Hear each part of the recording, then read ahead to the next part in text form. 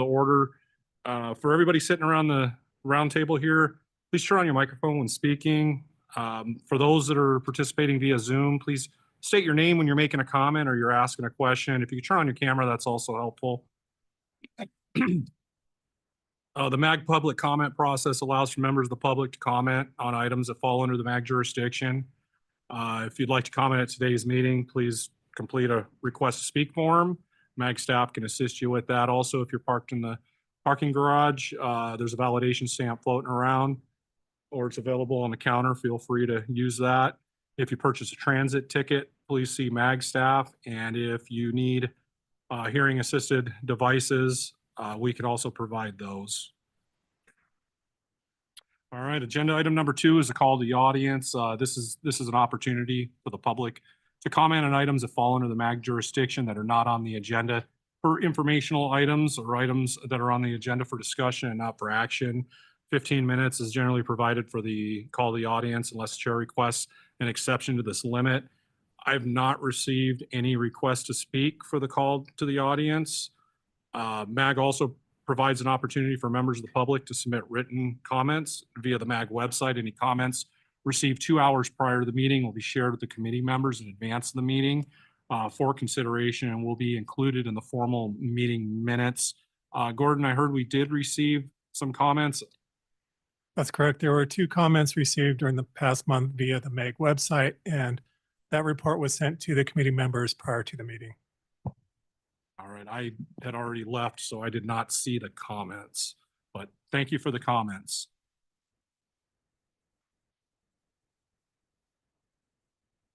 Agenda item number 3 is going to be the approval of the March 5th, 2025 meeting minutes. Gordon will pull those up. We'll run through them real quick. This is a perfect opportunity for any of the committee members to comment on any corrections or comment in general on the meeting minutes.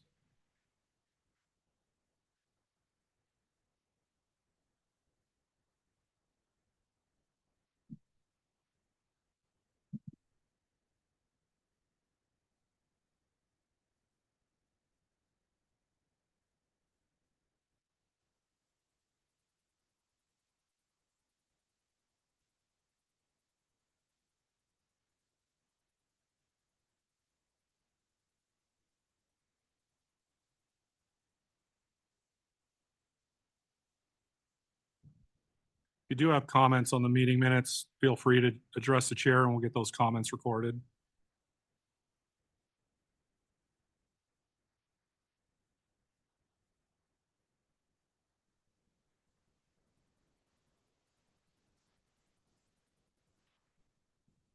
All right, not hearing any comments or questions on the meeting minutes. At this point, I'll entertain a motion to approve the meeting minutes as written.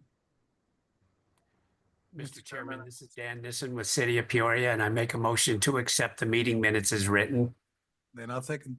All right, we have Dan and we have Dan Nissen and we have Jose Rodriguez. Thank you. We'll move into a roll call vote. Thank you. Let's run down the list, starting with ADOT.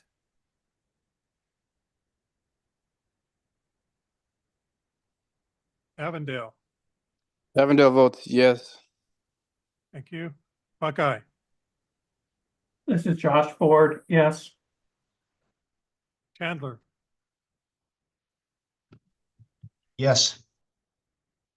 El Mirage. Yes. Lawrence. Gilbert. Yes. Thank you. Glendale. Yes. Goodyear. Maricopa County. Yes. Mesa. Yes. Peoria. Yes. Phoenix. Yes. Scottsdale. Yes. Surprise. Yes. Tempe. Collison. Youngtown. Is there anyone on the call who I didn't call yet? Okay, thank you. The motion passes unanimously. Thank you, Gordon. All right, agenda item number 4. Case is carried forward from 2024. Case 24-13 is proposed revisions to the section 620 cast in place concrete pipe with the acronym CIP-CP. This one is being sponsored by Warren. This is up for information, discussion, and possible action. Warren, would you like to give an update? Yes, thank you, Mr. Chair. Yeah, we did have this up for a potential vote for this meeting. We had an offline discussion yesterday, Brian and myself and Jared with Blue Corps regarding this case and potentially more effort involved in this case, maybe this particular spec, although we've been kind of hyper-focused on the original intent, just updating this to allow for the expanded use for the underground systems and just correcting some of the nomenclature. And as you know, we got into the more discussion about how to handle the expansive soils, but speaking with Brian, felt like maybe this is a bit outdated. Maybe we should step back, look at what's in place for ADOT spec. There's another spec out there. And so where we're at now is kind of a crossroads where I'm more than willing to pull the case back and then resubmit and work through this through the working group with more of an overhaul on this. Or we could, if the committee's open to it, we could either work through it with this current intent and then open up another case next year to do an overhaul on this. But I guess, yeah, that was where we left it yesterday's offline meeting. Brian, did you want to add to that at all? Just a little bit. I did go ahead and look at the ADOT spec, and there is some good things that probably need to be incorporated into the MAG. The choice by the committee is just whether you want to take the time to incorporate it now, or we just pass what they already got and then reopen it. And since this is the second year, so we got some decisions to make. I mean, I think what they've done and the intent is good. It's just the rest of the spec needs to flow better. There's a lot of issues of your inspection staff or anybody looking at it, or how they're gonna administer it. The spec is really outdated, so, but like I said, we can pass it as is, just including it in storm tanks, and then we can reopen it and kind of clean it all up. Or, I mean, I'm not opposed. I'm not opposed, Warren, if we work on that, we could still get it all changed this year. I mean, we got 5 more months. We do. We have time. I mean, so I would be willing to dedicate some time to getting it. Like I said, I've already gone through the ADOT spec, and there's some differences that we can include.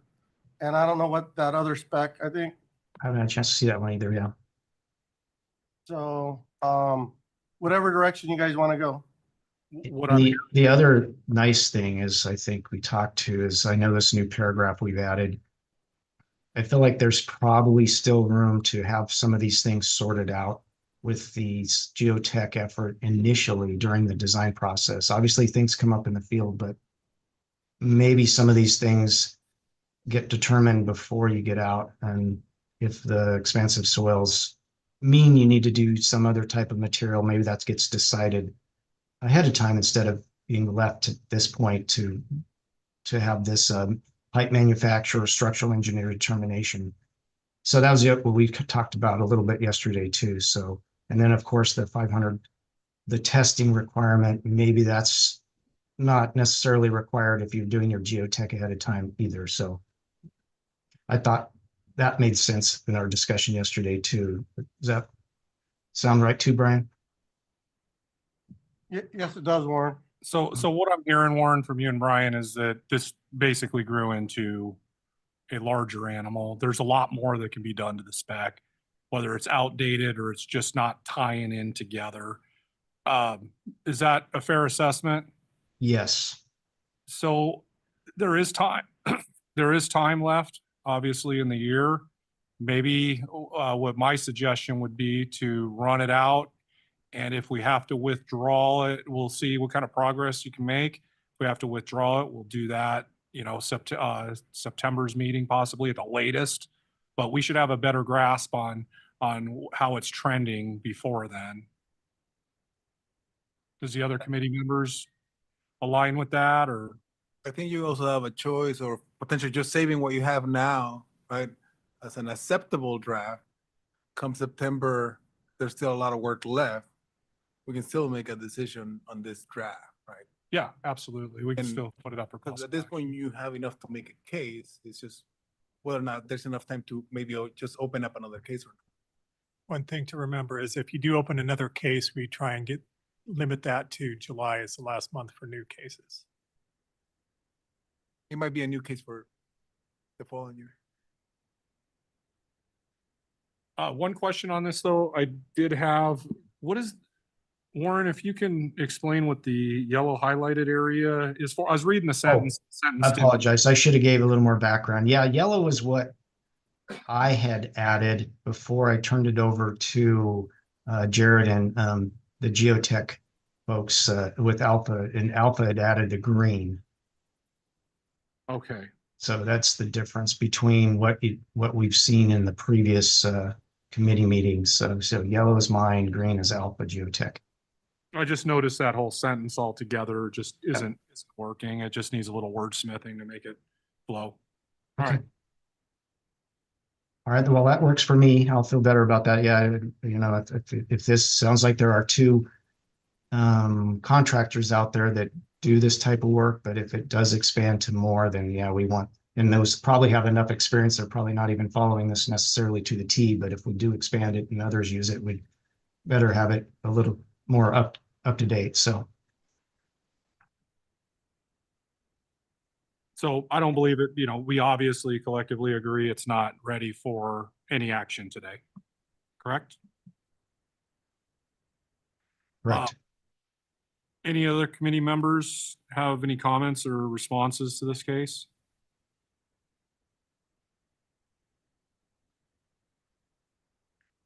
All right.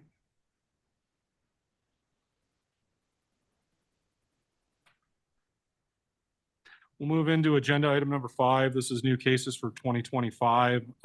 Miscellaneous corrections. There was an addition that would be D to correct the minimum brake load. Who brought this one? Gordon? That was also Warren. Warren White? Can you give us a quick background on that? Sure. Thank you, Mr. Chair. Yeah, this came to me via phone call, email from Trident Solutions. They're another industry rep that supplies tracer wire and components. And after reading this, they had noted that this must have been a typo for the directional boring tracer wire, that it needed to have the more of the industry standard strength and the standard 45 mil insulation thickness. And it sounds like this may have just been something we overlooked through the process before I ran this back through Copperhead as well, and they agreed with that too. So just a correction. I appreciate everybody bringing it up to our attention. That was one of the challenges that we had up Glendale Avenue when we were directionally boring with DR17, I believe. We kept tearing the tracer wire off, and it was the standard wasn't thick enough, obviously. I think it was I can't even recall now. It's been a while, but that was definitely one of the challenges. So thank you. And I saw the correspondence with Arvid and some of the emails that were floating around, so I was up to speed, but now the other committee members are up to speed with the miscellaneous correction. Thank you, Warren. Thank you. One other item on C. which would be the AIDS and Grimm test reference. Jose, did we chase down that ASTM and just do that legwork, and we're comfortable with the ASTM we're calling out? Yes, so part of the conversation we had last month was there is another test, ASTM test references in the spec, right? But where the mistake is at in the specification is just an introductory paragraph that talks about the AIDS and Grimm test being one of the two tests that can be used to determine the amount of lime that can go into modifying the subgrade. But both tests are an acceptable test, but to follow for that specification. So we're just trying to correct the reference where the AIDS and Grimm test is at in the actual ASTM book. That makes perfect sense. Thank you, Jose. Move into agenda item number 6. It's gonna be case 25-02. This is the precast reinforced concrete box culverts. I know last meeting we had lots of productive discussion on this that I recall, and there was lots of discussion with fill material between the boxes and half sack slurry. And then I know we also discussed a lot at the working group, and there was, I think, how to handle I believe, expansive soils also. This one here, though, is Warren White, you are champion this case as well, correct? Correct, with large support from Adriana. So with Rinker, but yes.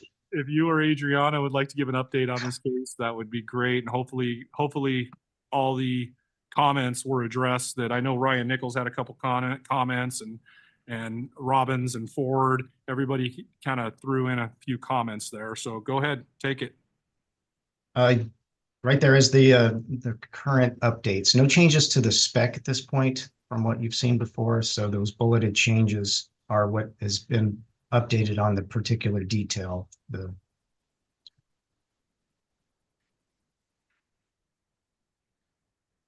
And I have not received, I don't think we've received any additional comments from our working group or our committee meeting at this point. So this is where it's at now. With the changes to the haunch labeling on the first sheet, modified trench wall and bedding on the sheet 2. I note there are definitely some drafting updates that we will need to do, drafting cleanup, I should say, but definitely coming along. The added hatch patterns to the section views on sheet 1 and 2. She removed the by others on the joint detail. I believe that might have been a Ryan comment. So. Yeah, I see on the drafting end, we got rid of the sloughed off radius. Corner. Yep. Any confusion there? So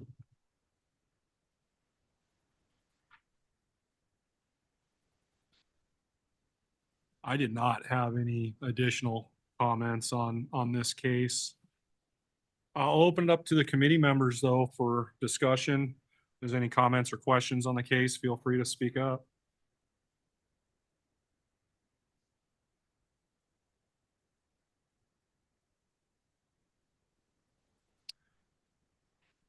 Not hearing much.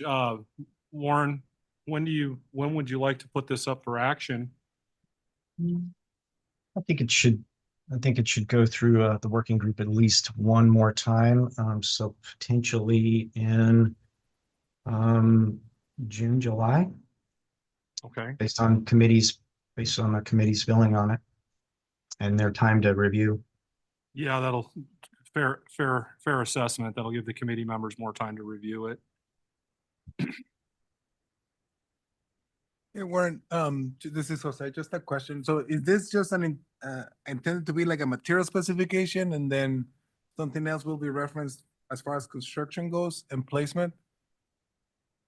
Yeah, I would see this as both the specification for the requirements for the box culvert, and then it could be used on a construction plan called out per that detail.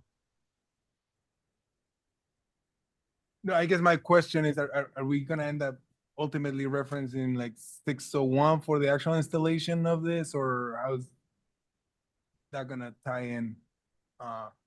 Just looks a little light as far as construction requirements for installation of precast box culvert. Yeah, I apologize, I haven't gone through this. no, it's okay. Yeah.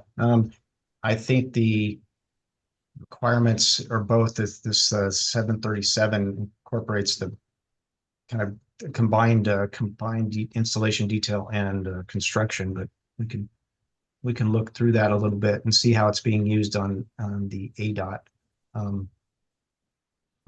plans. Warren, on the details, both 551-1 and 551-2, can you help me understand the note at the top that has the lift hole, typical 4 places, and it shows diameter? Is that supposed to have a dimension, or what is that indicating? Warren, I can answer that. Oh, Adriana, This is great. Thank you. Yeah, this is Adriana with Rinker Materials. Yeah, so that icon there next to lift hole, that's supposed to represent that it's a circular lift hole. But we decided to not include the dimensions because the dimensions vary depending on what the manufacturer uses. So it usually ranges from 2 inches to about 3.5 inches. And then sometimes a manufacturer might use an anchoring device if it's compatible with their form. So that's why we just decided to note approved equal as well, because it just depends on what the manufacturer can do. Have we used that symbol elsewhere in these specifications and details? I've seen that used as diameter. Right, that's what I'm accustomed to. So when I looked at that, I was wondering if we're missing, if there's a specific diameter we're trying to specify, but so maybe we can just strike the symbol altogether. That makes sense. I think I agree with you there. Yep, we can do that. Great feedback, Ryan. And if we could go back to the construction requirements too, because this was a really good conversation to bring up, Jose. So you'll see in that second paragraph under 737.4, it says precast reinforced concrete box culverts shall be installed in accordance with requirements of ASTM C1675. So that's the national requirement for installation of precast monolithic box culverts. But I definitely want to put that out there because if you keep on reading it, it calls out the specific 601 sections for foundation, bedding, backfill. So what we could do is just completely cross out ASTM and just follow MAG 601. But I wanted to leave that open to the committee to make that decision. Thanks for pointing that out. And my concern is just whether everything jives, right? If we're referring back to ASTM, to all the other kind of miscellaneous different specifications when it comes to compaction, test methods to follow, all that stuff. I'm not ASTM, I'm not familiar with it. Yeah, and I think the reason why I was kind of going back and forth, or we were going back and forth on this, is because ASTM will give a little bit more guidance on the trench requirements, because of course a box culvert is going to have a little bit different trench than pipe, as 601 is really referencing. But for the backfill, the MAG specification is going to be a little bit more conservative, using 95% compaction versus the national standard, which is 85% compaction. So that's where I was kind of going back and forth on. So the trench requirements that are called out on the detail, that's in line with ASTM C1675, but the backfill compaction and material, as you can see there, is calling out 601.4, following more of a MAG requirement there. Great comment, Jose. Great response, Adriana. Is it Adriana? Yes. Okay. We have two that are very similar. Mr. Chairman, I do have a couple comments. In general, we reserve section 700 for material requirements. I'm hungry. it would go to a vendor. While sections, I believe there'd be section 600 for this should be for the installation requirements. And there seems to be, and maybe it's just, That was part of my question, Peter. Thank you. yeah, usually we would just try to reserve section 700 ones, because there's also under 737.4, the very first one is really a fabrication. That would be going to the vendor. That wouldn't be a field thing that would be done. That would be something that would happen when the materials, or the box is fabricated. The ones following that would then be field related, and typically would then allow a larger specification, a larger discussion in the section 600. 737.5, that appears to be something that would be fabrication again, or material. So just as a thought, I mean, maybe it's so short that it's not worth doing as two specifications. So I would imagine it's kind of critical where they're going to end up going. So yeah, we have a very long section for pipe, and this is probably a bigger, more complex pipe. yeah, that's kind of my thought too, that maybe we break this out. The 737 section seems reasonable for fabrication, but maybe there should be more on the installation. And it maybe belongs in section 600. And the backfill. It would incorporate the backfill. Yeah, Anything that would go to the contractor installation component, or the construction installation component would be section 600, while the stuff that would go to the vendor would be section 700. More of the materials end of it. Mm-hmm. Adriana, are you getting all that? Kind of. So are you talking about splitting it into two separate specifications? Correct. Yeah. Yes. The direction, the committee, well, some of the people that are speaking out in the committee like to see it go, or suggest at least exploring that. And does that mean that box culverts would have its own installation outside of 601? Yeah. Potentially, but if they align enough, you could follow 601, It right? could be, And maybe it could just be have a incorporated separate in this. subsection within all the other sections of 601. That's a good point. Just incorporate Yeah. subsection Yeah. in 601. Something wherever it needs to be more specific or different, right? Backfill and placement of foundation should be similar in shape. But if there's something related to the actual excavation, like you alluded, then maybe that's where it needs to be expanded. Okay, yeah, we can look into that. Thank you for the comments. That makes sense to me too. Thank you. And then one last question, Adriana. So is there anything that you know of that is conflicting in detail 551 or against the ASTM section, or does this detail provide more information to make the correct decisions when you have to follow ASTM 1577? In terms of Span, width, thicknesses. So as a fabricator, I guess what's the purpose of the 551 detail? Let's just put it the other way.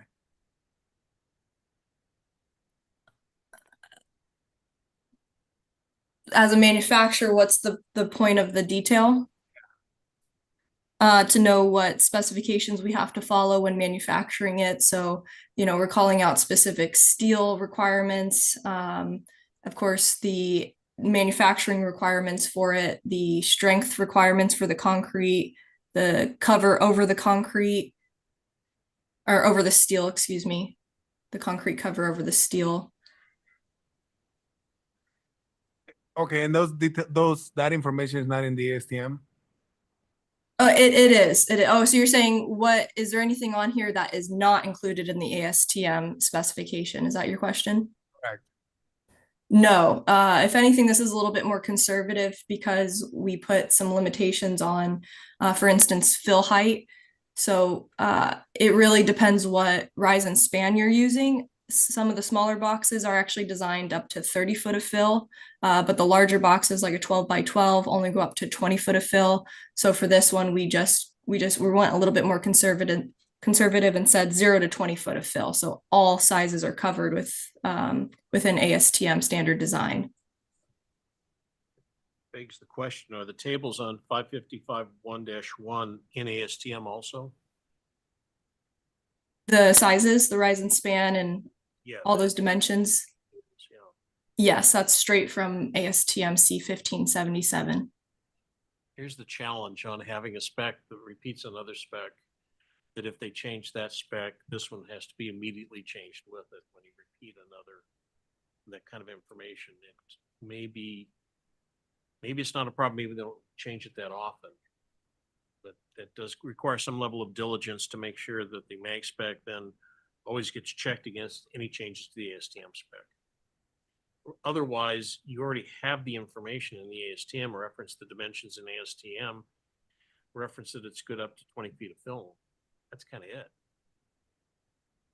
I'm not seeing the use to have tables in a mag spec. It's already in the ASTM. Yeah, you're seeing redundancy and you're seeing future maintenance. Yeah, on that's the table. that I kind of align with Peter. That's, I mean, a detail would be helpful if it's enhancing or is making the decisions that the manufacturing will have to follow when following the ASTM. But Yeah, the detail doesn't bother me really Yeah. much. It's the tables that if it's being Yeah. repeated. Is that, are you gathering that, Warren and Adriana? Yeah, Yes. I think that makes sense. I think it comes down to, I mean, we always kind of wonder, we all have access to ASTM, but the contractor may or may not, right? But the contractor's not producing this particular, it's the vendor that has to follow the ASTM to make this, that then goes out in the field, and we have the installation spec and the construction detail for it. Does that make sense? The only note you need is the one saying you're limiting it to 20 feet of fill. And, Yes. and a note that you're referencing the ASTM for the Yeah. standard dimensions. Yeah. I think that's a fair assessment. It's in the field. All they want to see is, like you were just saying, they just want to see the picture. Yeah, so does that mean we can probably reduce this down to one detail, maybe? Maybe.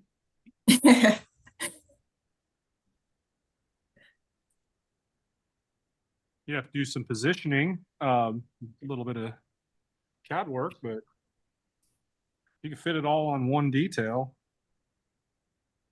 yeah, page 2 looks pretty decent as it is. So I don't know. Page 2 does look good. Yeah. I mean, it's pretty. I wouldn't full. want to reduce it or try to squeeze anything else in there. That actually looks like a pretty nice Okay. reader detail. You've got Okay, yeah, just looking for, Yeah, we could use, you could potentially move -2 as the primary detail, potentially. And then -1 would be the secondary detail with a lot of the notes on it. Does that make sense? I believe so. Potentially. Well, with any new detail, this is the process, right? Adriana? Well, Yep. it'll Gets come better together. every time. Yep,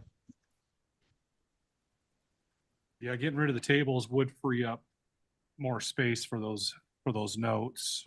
Oh, for the years to come, right? Yeah, for the years. to yeah, you never know. More real estate's good. If you have duplicate information across two specs. We've seen that over the years when we have it even just within the mag specifications and you duplicate the information 2 places. Then you have to remember to change it both places. Yeah, there's a lot of maintenance that goes Yeah. with that. Yeah. That's good wisdom. Thank you. This is Josh Ford, City Buckeye. I have a question, just for my knowledge. I'm still relatively new to this committee. And I think the question relates to the discussion we were just having about the tables and all the specs on these details. Typically, if we get a new detail that is more of a structural nature, like these details that we're looking at here, do we typically require somewhere in the background a structural engineer sealed version for the record before this gets published and utilized for mag? If we have more of a structural detail that says, hey, this is good for a certain loading, and here's all the specs, et cetera. Or are we generally relying on engineered sealed versions coming in the form of the shop drawings later on for actual use. So to answer that question, from my perspective, is there should be supporting calculations to everything that's provided as part of the review process with the committee. And then from there, those can drop off and we would adopt the actual detail. Does that answer your question? So you're saying we do get those sealed calculations somewhere in the process, or it's somewhere out there. It just isn't published with the final version, is what you're saying.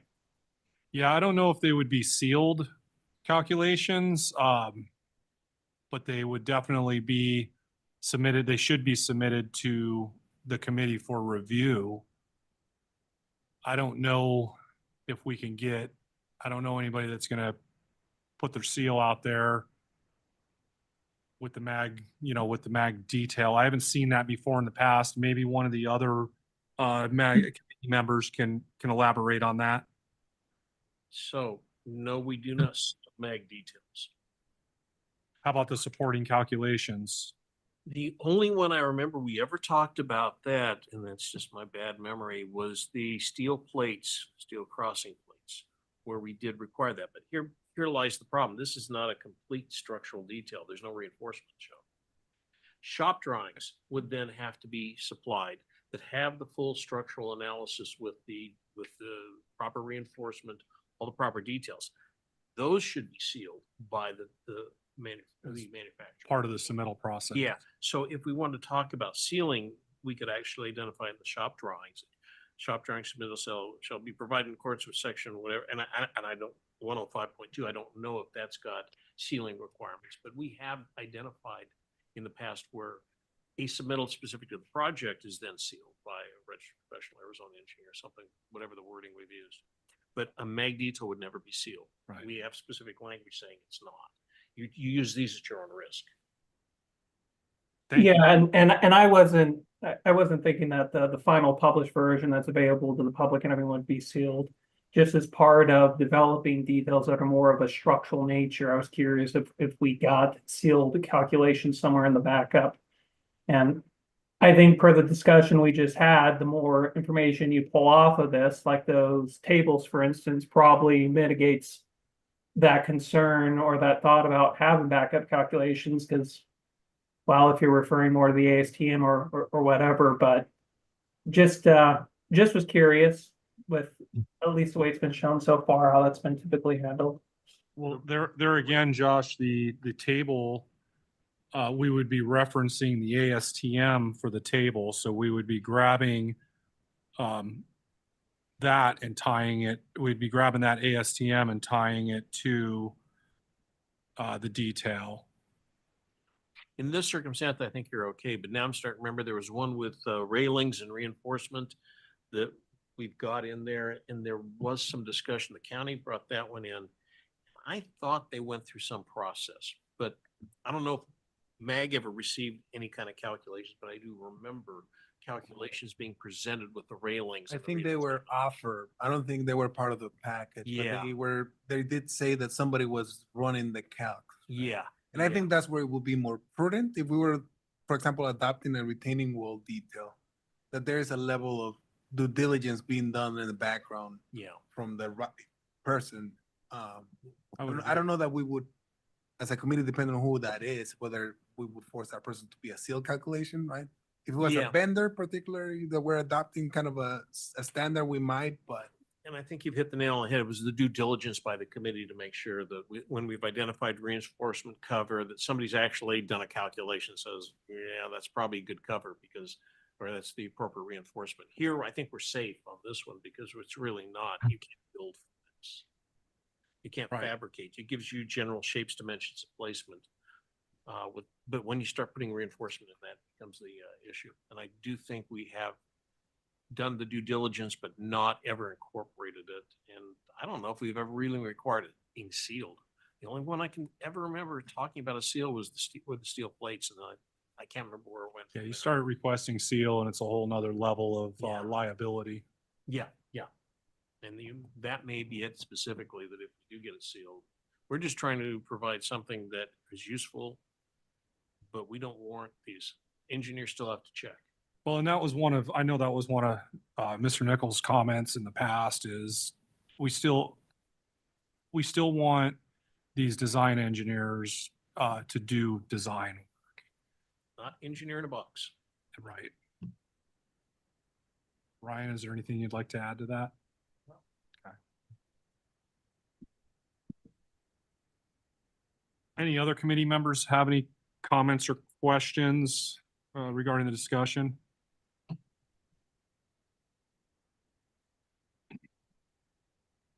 Very productive discussion again today, just like the last meeting. So I appreciate everybody's input. All right, move into agenda item number 7. This is case 25-03 for cross-link polyethylene pipe for water service lines, PEX A. This one, again, is brought to us by Chandler, Mr. White. Ryan, Warren, would you like to give us an update on this case? This is a new case, so provide what you can. Yes, thank you, Mr. Chair. Don't know if I have our industry backup in this meeting, but we have in the past working groups. So I where do. we're at now. What's I- that? Jeremy Brown. Jeremy, yes. Yep, he's sitting to my left, so Oh, Jeremy, sorry, I did not see you there. I apologize. So, Lifeline Warren, he's here. okay, great. So, well, Jeremy, you can back me up on this, but so where we're at now is obviously this has been through the working group discussion and as kind of a draft last year, and maybe even before that. I know Jeremy brought this through. And it's so at this point, the spec it's a clean version here to kind of start for the main committee to review. And then ongoing through the working group. But in this, the key items in this general statement, I know we've talked a lot about, we want to make sure that what pipe is going out in the field is the right type of PEX, because it is, and the concern is what's out there. There is PEX that's not suitable for underground, available to Home Depot, things like that. So that second paragraph kind of speaks to what the inspector might look at for the marking requirements and to know what pipe they are actually getting. So that's one key item. And then also the diameters that this is suitable for the service lines. Is that 3/4 inch for 2-inch in that next paragraph, kind of some of the other key items. And then moving down, then we have some clarification on the 200 PSI for the AWWA, and then also in that paragraph that speaks to the material. We can look at more, but I just wanted to call out a few things. It's been that third paragraph under material talks about the UV coating requirements and the color. So a blue type of PEX A would be for the potable, and then purple for reclaimed. So this can be used for both types of underground PEX A installations, not meant for above ground when you come out for or anything above ground, basically. So that's where we're kicking this off at this point. Jeremy, did you want to add to that before we have any questions? No, everything is self-explanatory there for me. Nothing else to add.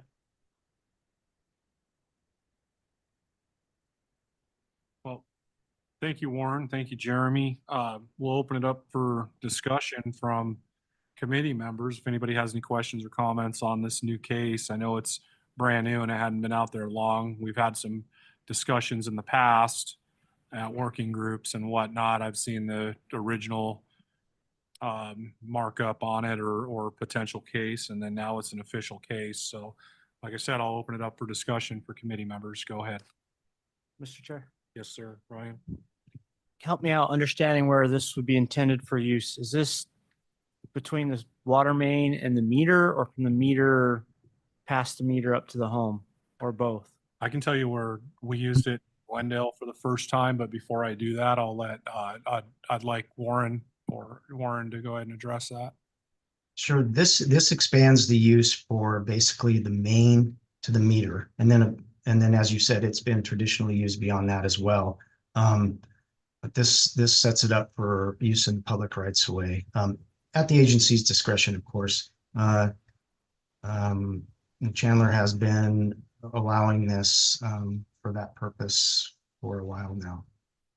So on the heels of that, I had a specific project where I had to cross arterial roadway and go into a median for landscape irrigation, just small 1-inch. Various locations, 5 locations. We ran copper, our distribution system, we require copper. We ran copper up to the meter. Backflow, off the back of the backflow, we ran PEX A across the arterial roadway into the median for the irrigation. Thought we'd give it a shot.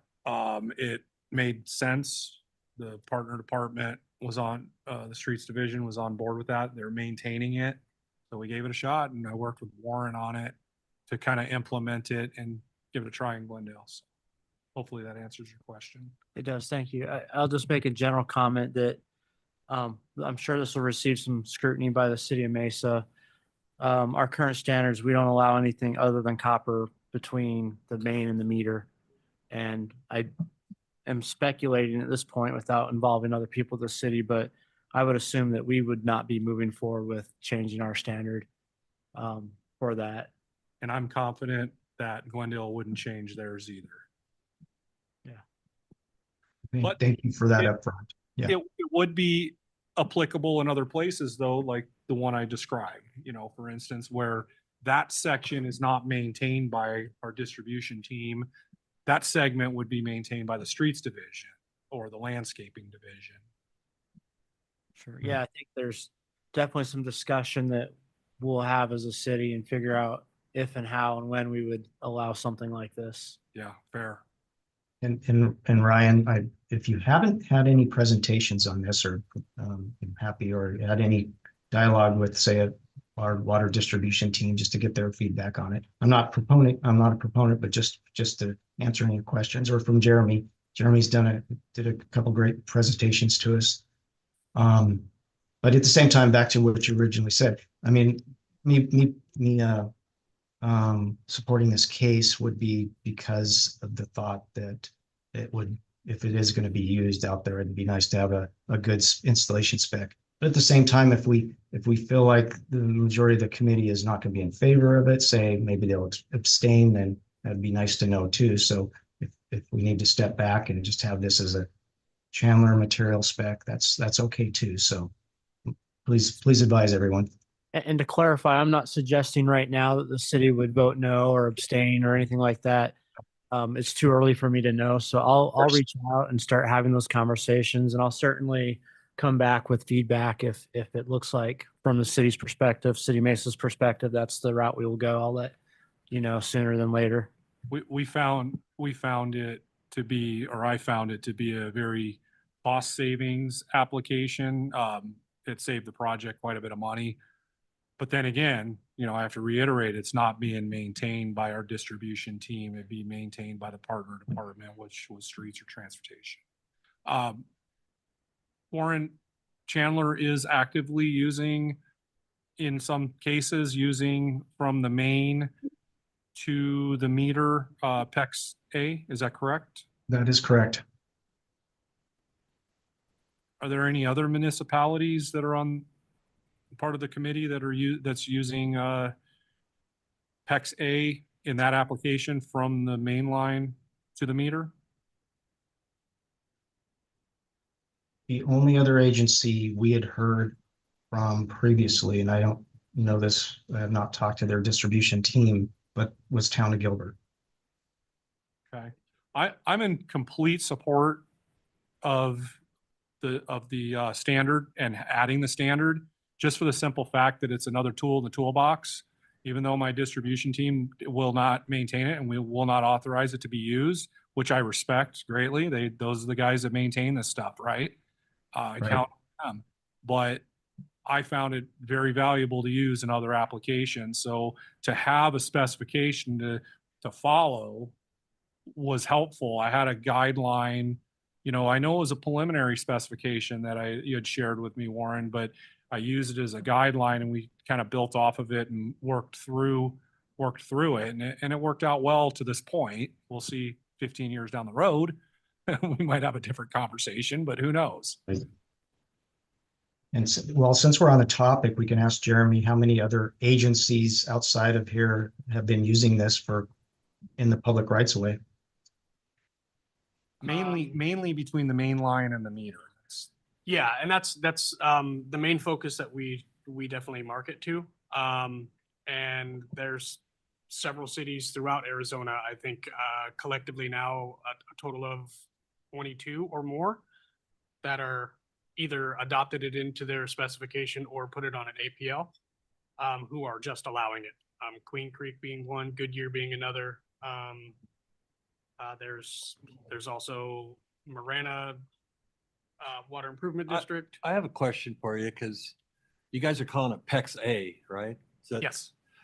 Don't you call it Poly A or something besides what Home Depot calls what they have on the shelf? Because this is going to be a problem, I guarantee it. Well, and Paul, to that note, that's why they're talking about in the specification Color. identifying it with specific colors and notation on the pipe, correct? Correct. So I wonder, do you know how much difference this is than the polymolecular pipe they use? It was SDR 35 or SDR 37, SDR 7, SDR 9 and SDR 7. Yeah, SIDR 9 and SIDR 7 is just what's considered high density polyethylene, which there's no chemical additives that actually change the chemical structure of the product. Whereas PEX A, which is also known as either the Engel method or peroxide method, uses high pressure peroxide to actually physically cross over the molecules inside of the pipe as it's being extruded. That's why we don't hold the same certification as a standard HDPE polypipe. Okay. I know Phoenix has millions of miles of that in the ground, and it was great. When they abandoned it, it was terrible because I think your material works about the same as that material did. You can kink it off and tie it in and squeeze it back, and it's wonderful stuff. Anyway. Yeah, the biggest misconception is that it's just another form of poly. But because we undergo that actual chemical structure change and the molecular change, we're not actually allowed to be considered a standard polyethylene pipe. That's one of the reasons why we are considered a PEX A product. Yeah. And to further expand on that, there's actually two other PEXs that are available on the market. They're both cross-linked in a completely different method and don't achieve the same amount of cross-linking. And that's one of the reasons why we specifically reference the ASTM, the C904 AWWA standard, pressure rating, and the UV rating as well. So there's certain things that are definitely going to stand, make us stand apart from some of the other products that are available. One other question, just real quick, is does it have any bacterial or microbial properties that make the water go bad when it sits in it, or has that been tested? Or it certainly has been tested. No, there's all of the standard. Doesn't, so no, all of the minimum standards that AWWA requires in regards to potable waters, we meet or exceed those. I have also been assured by our engineering team that there's no presence of forever chemicals in any of the facets of production of the pipe or the formulation of the pipe itself. So there's no Teflon coating on the rollers for the extruders, nothing that's introduced to it during the manufacturing or packaging process that would,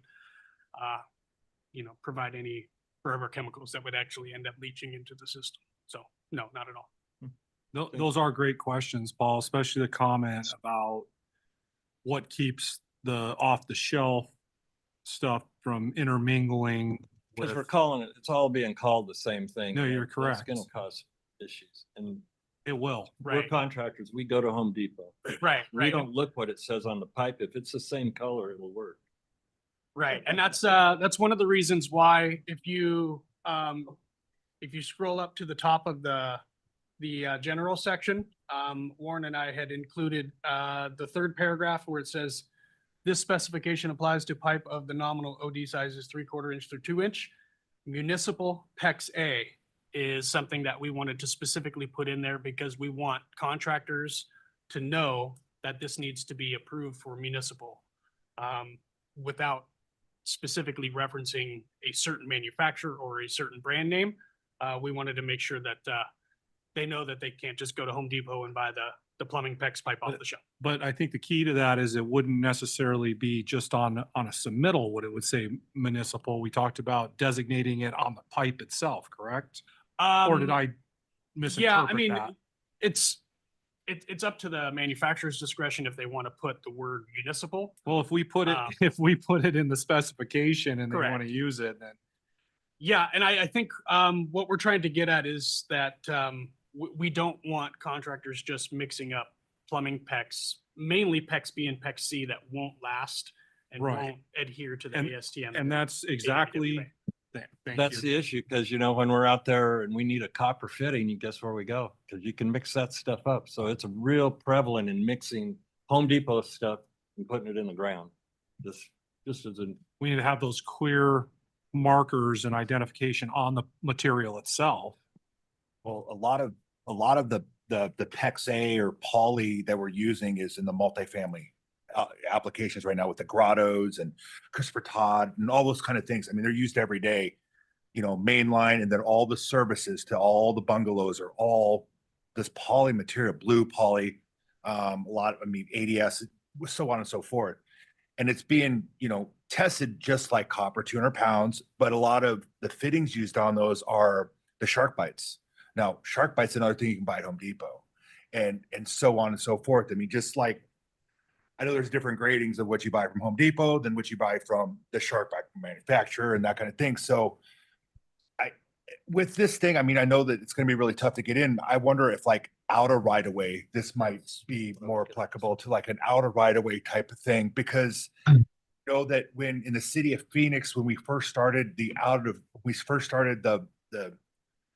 multifamily with this and started using the poly, it gets inspected by the plumbing inspector, even though it's that kind of thing. And it's then, under a housing association. right, so it's, They have no liability. so they come back and they're following, you know, the plumbing rules, and then the plumbing rules say no PEX underground, so on and so forth, that kind of thing. And, you know, sometimes the engineers copy and paste, and that's what becomes the problem. So to that note, if other municipalities in the MAG committee are using it from the main line to the meter, I think that's where this case comes in to give clear designation to help assist those municipalities with getting what they want.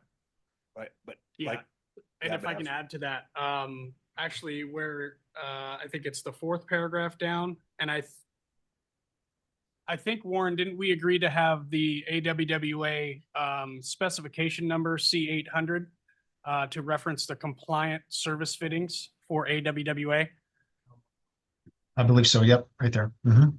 Perfect. So again, that's another check in regards to making sure that we can ensure that it's municipal, and that it, you know, uses fittings that are, you know, obviously to applicable standards. So, in compliance with C800 standard brass fittings, everything that would fall under that category is where we would be compliant. I mean, I agree. I think this is important to have this. I just don't know where it needs to be type. That's my big question. Yeah, It's all the time, every day, right now. Definitely outside of right away. Yeah, I could see it being used there a lot, especially if I have, I don't know, a police station I'm developing or something of that nature. But, you know, to my note, there are other municipalities that are using it or wanting to use it. It might not be, you know, widespread, but there's a few of them out there. And to give a specification to build on is a value in itself. I know when I was trying to cross 75th Avenue with PEX A, it would have been great to have a well put together comprehensive standard specification for it. Gene, to that note, the Home Builders Association has approached AGC about this exact topic from this PEX A, from what the other cities are doing. They want to see it more widespread they're seeing, you know, obviously copper theft when it's sticking up out of the ground, and then going and repairing that, and wherever they make the repair is generally, you know, there's a leak or something where they're making a repair if they're going all the way back to the main or anything else. So they're saying that this would be a great help and why more cities aren't doing it, like Chandler, Gilbert, Goodyear.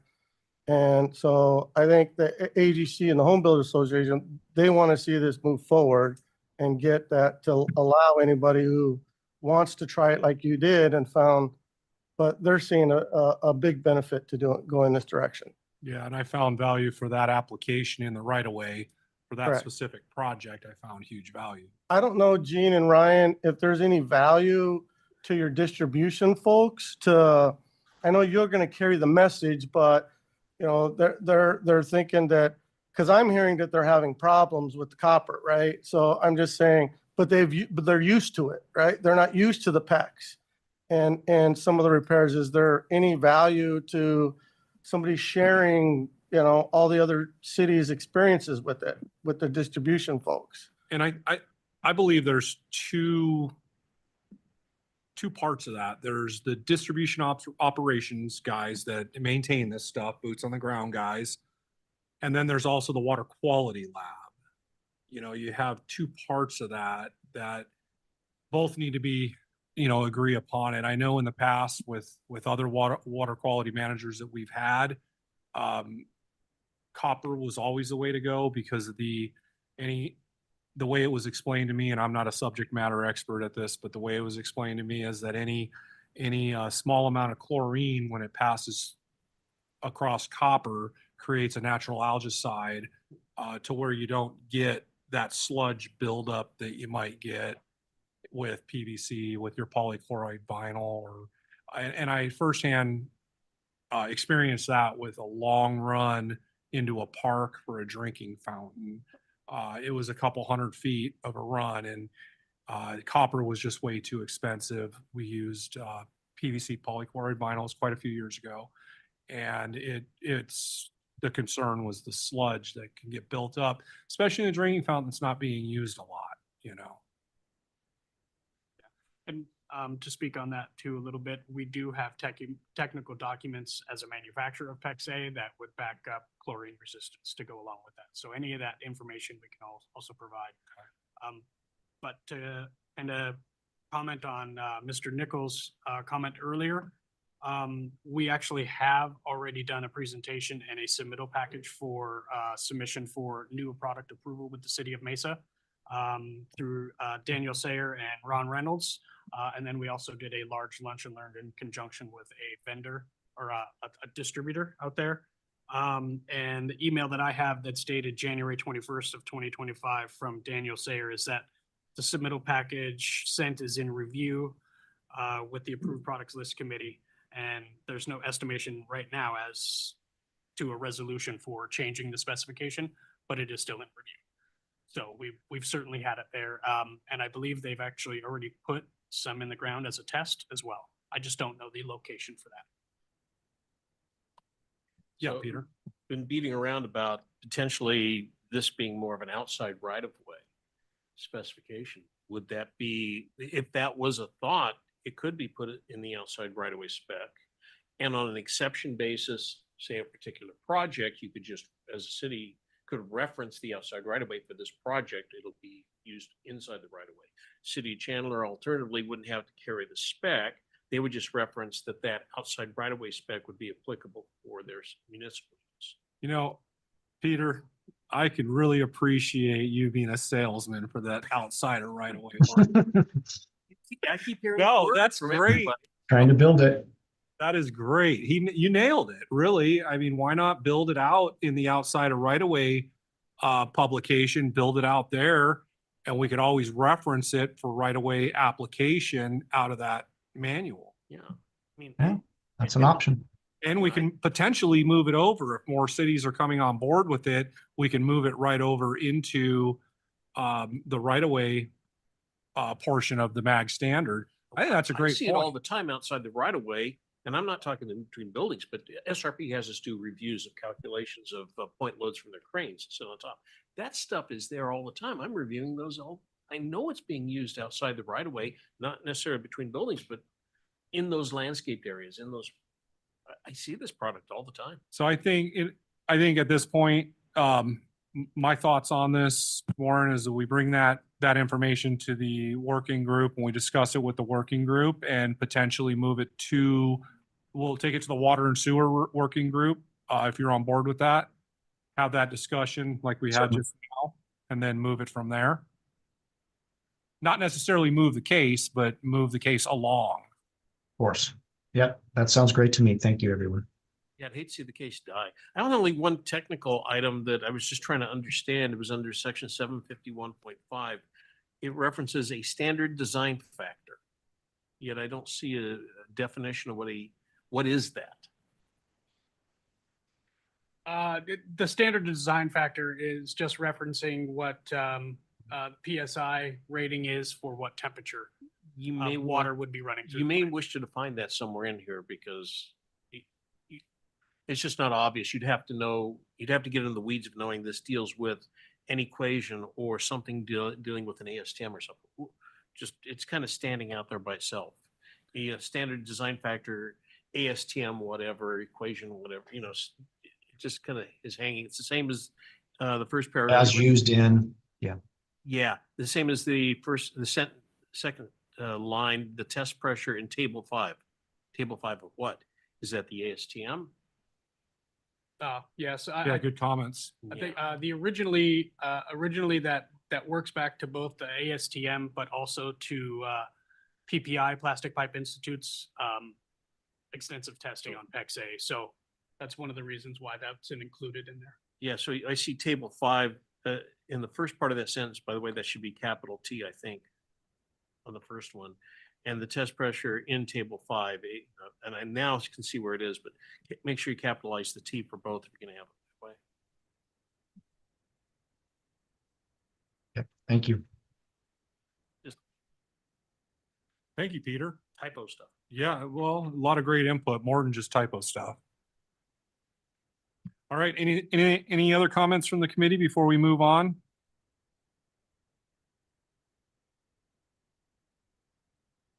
All right, hearing none, we're going to move into agenda item number 8, which is also a new case, 25-04, update Arizona test methods to use AASHTO equivalents.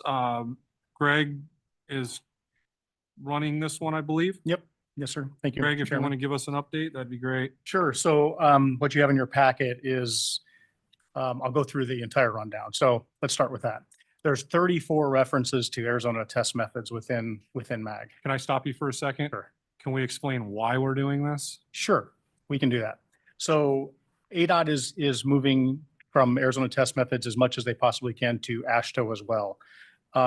Collectively with ADOT industry and a lot of other folks, what's gone on is you can be AASHTO certified in pretty much any other state and come to the state of Arizona and not be certified to do anything. You have to then go get those certifications in order to work on Arizona projects. So what they're running into, of course, everybody knows people is a problem. So getting talent and being able to plug them in and play. And even in some cases, you got some big contractors and testing, labs that have people in different states that they would like to bring in for even a period of time and they're AASHTO certified. And so it kind of bogs some things down. So ADOT has made the determination they are moving. That is not 100% finalized yet. We are still waiting for their finals. So, and I'll kind of touch through that as I run through the rest of it, but that's really the gist and the reason for the case in the first place. To get in front of it, to have something. Yes, theirs is planned on going, I think it's supposed to pass in April. And we will start seeing that on projects probably as early as July coming through the ADOT side. So all this is going to be is to try and work kind of in parallel and get MAG into the same realm. Now, based on that, there's been a lot of questions and meetings about, well, what would that be if somebody was just recently certified as an Arizona test method? Their current certifications will still pass. There's going to be an overlap period where if you were done in that, you're still good until your certification comes up. 5-year, I believe. Yeah. I believe so, but I think they were going to try and make it a 2-year. There's still some details that need to be worked out on that, where maybe there's going to give it a 2-year overlap from the time that it was kind of incorporated, but there's still some details that need to be worked out on that. So. One question, is ADOT not sure that they'll do it or when they'll do it? No, it's more, they are doing it. It's just that their case hasn't finalized yet. Brian probably knows better than I do, but they were trying to lump a bunch of these changes in. There's like 5 different changes that they're making across their asphalt specifications, this being one of them, and they're trying to do it all at once. So instead of just making one change and reopening the section again, kind of like what we're doing, they're looking to change. I mean, they're going from where all-inclusive pay on asphalt where it's not broken out, binder paid separate. This here, what else I'm trying to remember the rest of them. There's a whole bunch. Yeah, some gradation stuff, some talk about how they're going to apply 409. There was a lot of different things across the asphalt specifications that they're trying to knock out all at once. So to quote a very famous person, it will be one big, beautiful package with a button on Yes. it? Okay. Yes, that's exactly where they're going. So all we're trying to do with this case is create some consistency across industry. So we would not vote per se and implement until it's been formalized with ADOT and it's in writing. Which we believe that will be April. If it's not, then we're going to hold off on that too, just to make sure that the references we've given here are going to be what ADOT's going to adopt as well. So there is going to be a little bit on that. Hopefully we don't. Do you see it going past this month in the ADOT standards? Yeah, I didn't see it on the agenda. It might. Oh, no. Oh, no, it's part of, it is. it's part of the big one. Yeah, it's on it.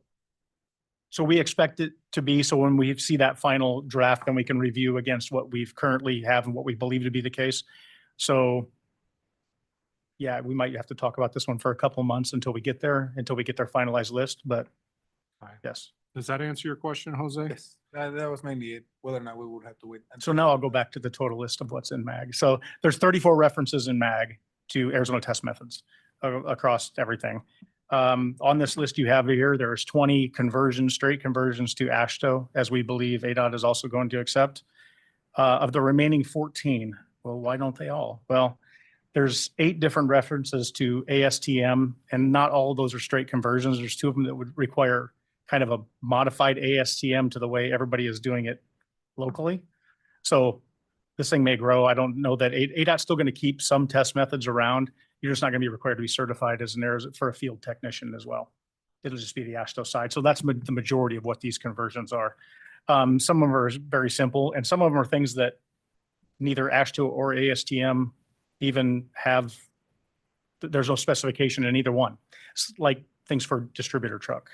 There's some stuff on cement treated base that for some reason, there's no methods out there from either ASTM or AASHTO. There's even one reference in here still to an Arizona test method regarding the rubber mix designs under the Marshall method that references an Arizona test method and not Asphalt Institute's MS2, which we use in 710.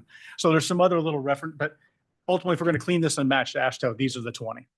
Okay. And there's some additional, what I'm hearing is there's some additional cleanup that can take place at the same time. There could be only. Potentially. So ADOT is there, in the last, I pulled it up before this case came up. There are 2 places where ADOT still was questioning whether they wanted to still try and keep their test method because it wasn't a field cert that are on this list that we may need to amend. We may just take off the list, but we got to wait and see what their final version is too. So just for consistency. So as far as, have you heard whether or not ADOT is going to continue training and certifying under AASHTO? Because Yes. some of their training it overlaps. They certify you in AASHTO and Arizona test method. So a lot of them in their field stuff. So they have been starting to, ATTI will be they're in their conversion. I think their first AASHTO test methods is June or July. I'm not 100% on that, but I know that's coming too, where their books and everything for those certifications are changing. Great. So it won't dissolve ATTI. No, it will not. No. Just them they're just going to administer the different tests. Right. With all that information, I'm going to open this up for discussion from the committee. We've already had a little bit of discussion. Any other members of the committee have any questions?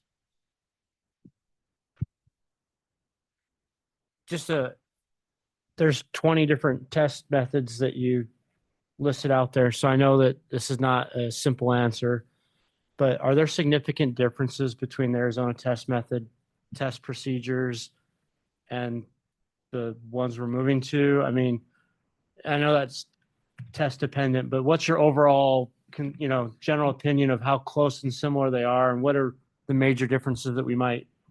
They're fairly, Yeah. they're fairly close, Ryan, without going through each like individual one, but they're fairly close. Some of them are more of a timing. Some of them are timing, sample sizes might vary a little bit. I think the biggest one going back was that the rock correction was probably the biggest one between the two, only because of what the results show. I know that's been brought up a bit too. I know John Shee, before he left, had brought it up as well. But I think he wanted to go to AASHTO from Arizona Test Method was for that same reason. I think he liked the outcome of that one better. So without reviewing each one individually, I don't think they're significant, but they're enough when you're testing for it that you can get slightly different numbers. So you need to know the means and methods. So the AASHTOs, in my experience, the AASHTOs, you would run for your federal certification every 2 years. But then yet you had to have field inspectors that were Arizona Test Method certified. So since it was all adopted as Arizona Test Methods for ADOT, there wasn't the requirement necessarily to have both. If you had both, that was okay. But for somebody coming in or somebody that, like I said, if they had AASHTO certifications and came in, they couldn't go work because they didn't have the Arizona Test Methods certification. So I see why they're doing it. I'm just surprised it took so long. we've been asking for a few years, to be honest, just for a lot of different reasons, consistency being the biggest one. Even, I mean, there's a reason why there's national standards and we go by AASHTO and ASTM and all these other ones. It's like, but at the time, somebody thought that these Arizona Test Methods were the ones, and hey, they've got us to this point, so. Any other comments? Any other productive comments from the committee members? No, just one last question. So if ADOT keeps some of the standard, their own Arizona Test Methods, then the MAG is not proposed to change, right? Say it again, Jose. I'm If sorry. ADOT keeps some, or are there any test methods, Arizona Test Methods that are not gonna change from MAG? Because ADOT's gonna keep them? There are some already that are not going to change unless we wanted to update and add ASTM Okay. standards to them too. But ASTM standards, the Arizona Test Methods will still be around. I just don't think it'll be for most of the field certification stuff. Okay. And I think that's kind of the big kind of delineation between a lot of them. There is, like I said, there's two of them on this list that they had question marks by, that they weren't sure. I never heard the final determination whether they're going to keep them or not. And one of them's ironically is on the rock correction one. So the test methods will still be around. It'll just be what you need to be certified for and what's accepted. Thank you, Greg. You're welcome. Thank you. Any other questions from committee members or comments from committee members on this case? So as noted earlier, this is a new case, and we'll just keep it on our radar, keep ADOT on our radar to figure out once they pass and adopt where we need to make our changes. The asphalt working group will help us with that. All right, moving into agenda item number 9, case 25-05. This is to update reference in Maricopa County to Maricopa County guardrails. This is also a new case brought to us by Marty Robbins with Maricopa County DOT. Marty, you want to give us a little background on this case? Yes, we are actually going to be removing the 2800 series details for 2026, our supplement.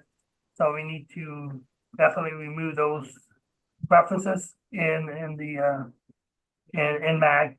And then we had some more generic language that we like to propose to just have word and steel as noted on the plans versus just having word and less otherwise on the plans. And second page. So we'll move that 2800 series details. And then and that's about basically it. So if there's any questions? So I personally haven't had a chance to even look at this case. It is brand new, but Yeah. So we just gave it to Gordon last week. So on Monday, so yeah, so Gordon, is this one's on the website, is that correct? Yeah, it's in the packet and it's also included on the list of cases under consideration.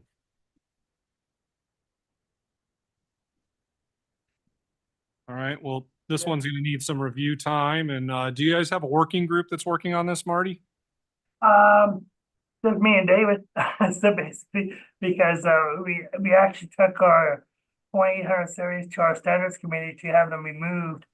And then in reviewing MAG, we noticed the references that was being referenced. So we needed to actually propose that that get removed as our supplement gets updated. And then we thought about we use steel by default nowadays. So we wanted to maybe change certain sections of the text to reference both Word or steel posts and Word or composite blocks as noted on the plans, or special provisions. That's basically it.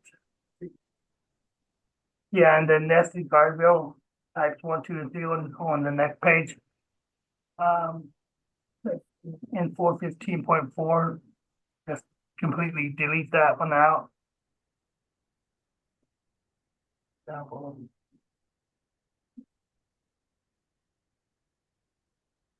Yeah.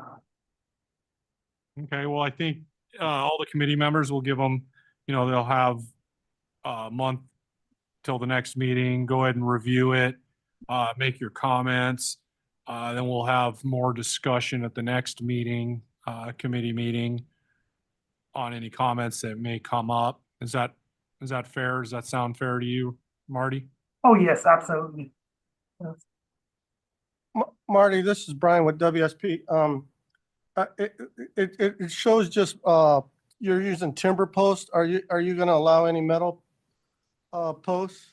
Oh, we're gonna, by default, we allow steel post. Okay. And wood post is still an option, but this has to be approved. And in the maintenance, they still use wood posts. Okay. Are you looking at the ADOT spec at all? The reason being is we just had to update the ADOT spec for guardrail a couple times. One just real recently to meet the MASH standards. So are you kind of looking at what they're doing there, or you kind of on your own? No, I didn't look. I can take a look at theirs, but because this follows MASH is what we're doing here. That's like we're removing the 2800 series details and requesting this update. But I could take a look at theirs. Okay. That's all I'm going to do is go compare the two. So. Okay. Thank you, Brian. It sounds like there could be some benefit in comparing those two. All right, I know we haven't had a whole lot of time to look at that case, but any other questions regarding this case for the guardrails or any comments? We'll have more discussion on it at the next committee meeting. All right, moving on to agenda item number 10, case 25-06, to revise details 260 retrofit alley and driveway entrance. This also is a new case that's being brought by the city of Phoenix. Jose Rodriguez. Jose, you want to give us a little background on this? Yeah, thank you, Mr. Chairman. So the background on this detail is a driveway and alley entrance. It's supposed to be a retrofitted detail. That's why this allows a fall of 8% towards the entrance of the driveway. But in my practice, I've seen this detail misuse and actually being called out on new designs where In reality, because the pedestrian is following the access route, it should not exceed 5%. Our running slope was 1 and 12, 8.33. For a curve ramp, right? So if it's an actual curve ramp, this is actually the pedestrian is getting across the driveway. So in coordination with Gordon, we did reach out to the access board to try to get some clarification, and the intent is along a driveway, we should try to maintain a no more than 5% slope to get pedestrians across the driveway. That's running slope, not cross. Running it's slope, running correct, slope. Okay. running slope. So, in this detail, all it does is clarify that the intent of the driveway detail, you should achieve a 5% drop to the alley entrance. But if it's needed for a retrofit, you can go up to 8%, right? Actually, ProArc doesn't limit you. It just tells you to achieve compliance to the maximum extent possible in a retrofit case. But previously, this detail allowed an 8% slope. So that's what we're maintaining, that range between 5% and 8%. 5% should be the target. 8% is only going to be allowed with agency approval to recognize that it's only going to be limited for retrofit conditions. Refresh my memory. Is Yes. For some reason, my whole package didn't print. It stopped Sorry. at one point. So we're talking about the ramp or the wings coming Right. down into the driveway. But does the detail specify percent or 1 and 12? Percent. The Okay. detail currently specified percent. And it's a 8.0. 8.0. So it will be, right now it allows, a 1 in 12, right? That 8.33%. Right. Yeah. That's what I'm used to seeing as 1 and 12, which is an 8.33. Yeah, Okay. but in this particular case, just think about it for a driveway, right? You're trying to maintain the pedestrians along the constant sidewalk path. It's not a curve ramp where you're going down into the elevation of the street. This particular case for an alley is just being depressed to maintain a lot of times the flow that is coming through the alley. Okay. But it's not technically a curve ramp. That's the difference.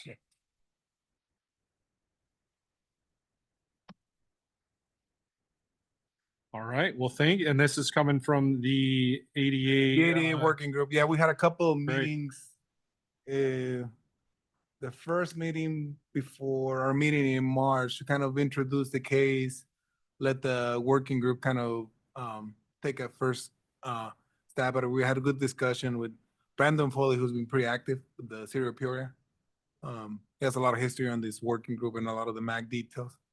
And then after that initial meeting, we're gonna help out and connect us to the access board to get a little bit better guidance and interpretation on that detail.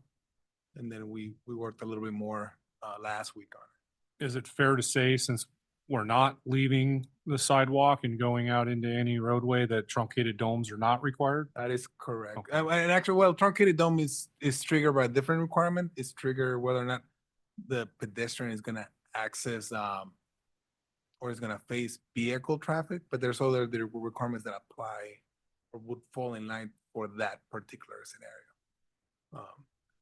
An alley entrance would not trigger that. Will not trigger. Good stuff. Yes, we're all kind of reading and rereading ProArc as we're Yep, going yep. along with restarting the working group. So this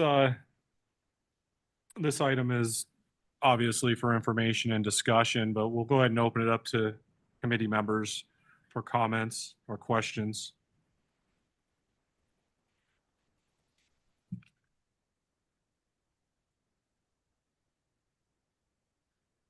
All right, hearing none, we'll move into items proposed to be heard outside of right-of-way cases.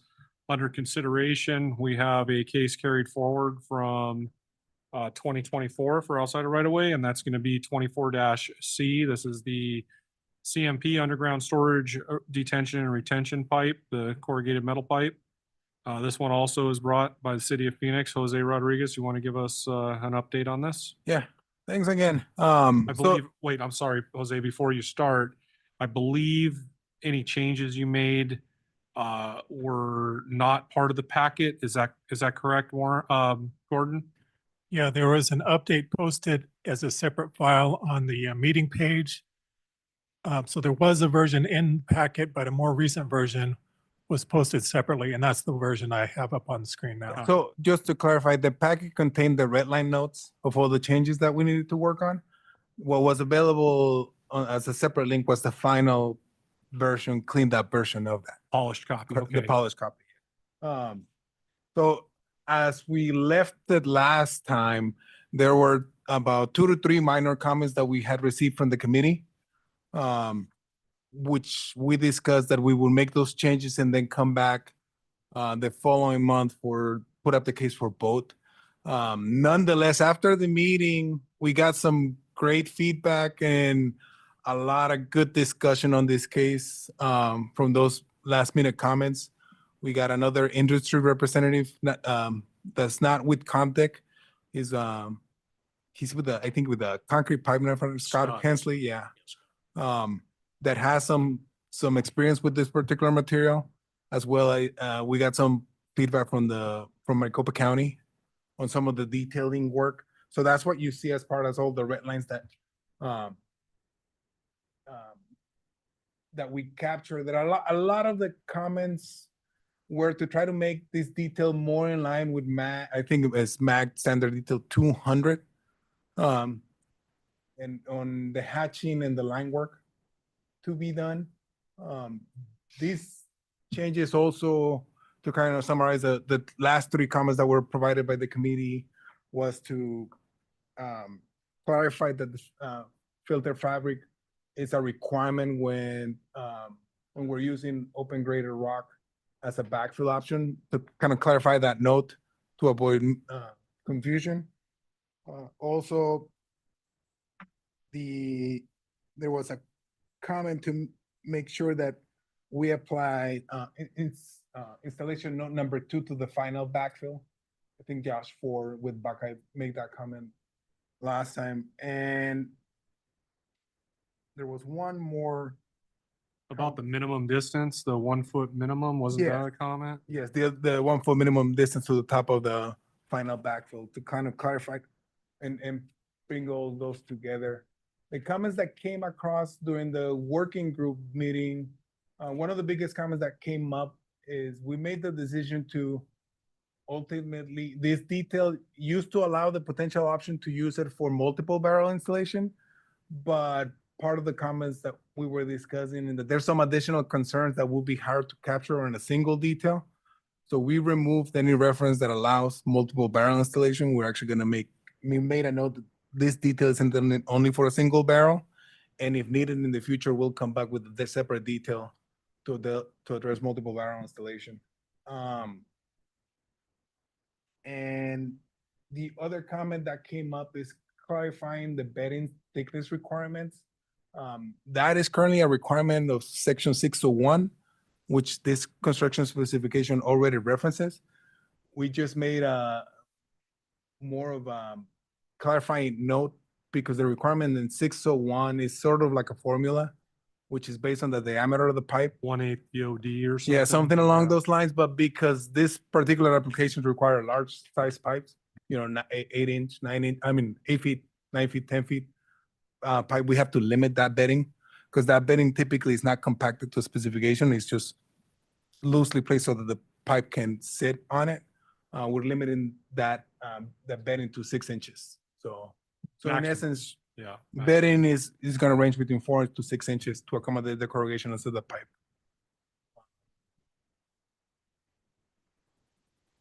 It says, but no greater than 6 inches, right? But no greater than 6 inches, correct.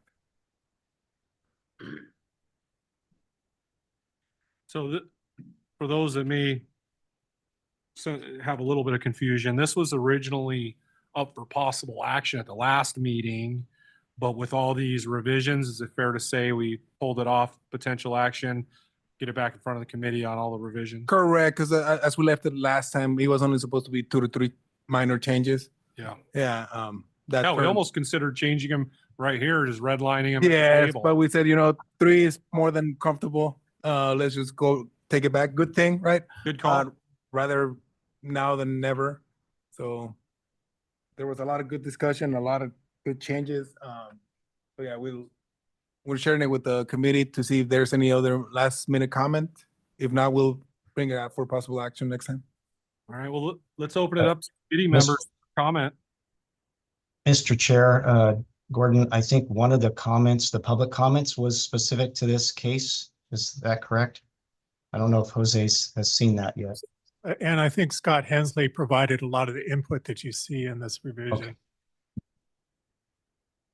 Yeah. Thank you for noting that, Warren. Yeah, like Gordon mentioned, those comments actually came in before our last meeting, and Scott has participated in the last two working group meetings.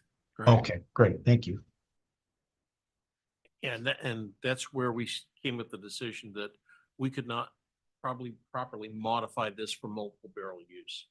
That it really should be a separate detail because of the compaction between the adjacent barrels and the requirements there, the spans associated with them. They would have a whole separate set of requirements. That if we get this one through, then it will make that one that much easier because we've got the basic stuff done. Now we can talk about the exceptional aspects of a dual barrel or multiple barrel. So- Yeah, and that makes perfect sense because then you can steal some things that'll overlap out of this detail and build off to the, It was gonna get Multiple enormous barrel. if we had to try to Yeah. encompass all of them. Mr. Nichols. Would it be worth adding single barrel into the title somewhere? I know there was a note that mentioned multiple barrels before and we've taken that out, but maybe highlighting some way, somehow the detail is only applicable to single barrel. I'd be in support of that 100%.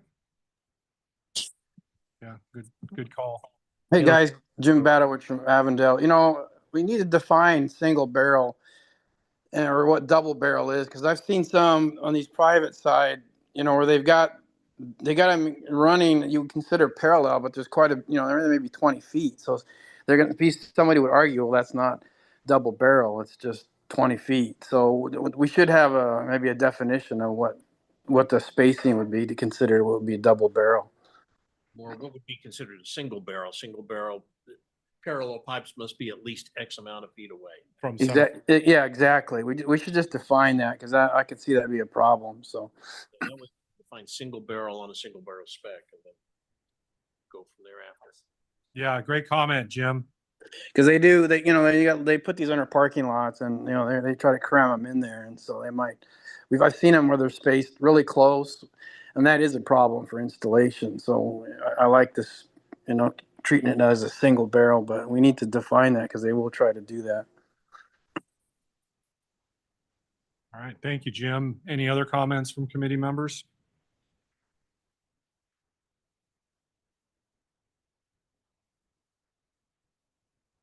All right, hearing none, we're going to move on to agenda item number 12, which is outside of right-of-way 24-D. This is infiltration trenches. This is to add a new detail and a new section for that matter.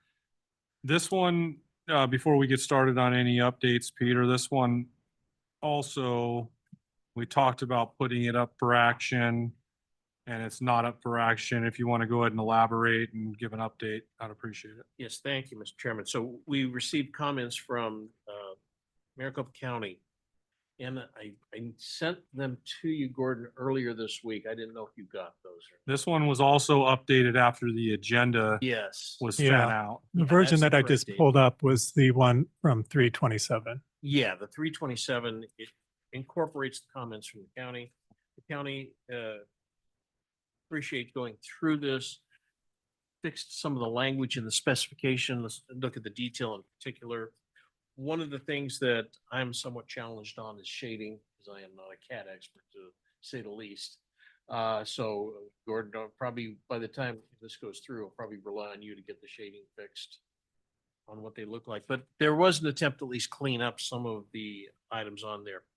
Changing some language in there to actually identify the word rock and fill are two different words on here. We've combined them into a single word on here.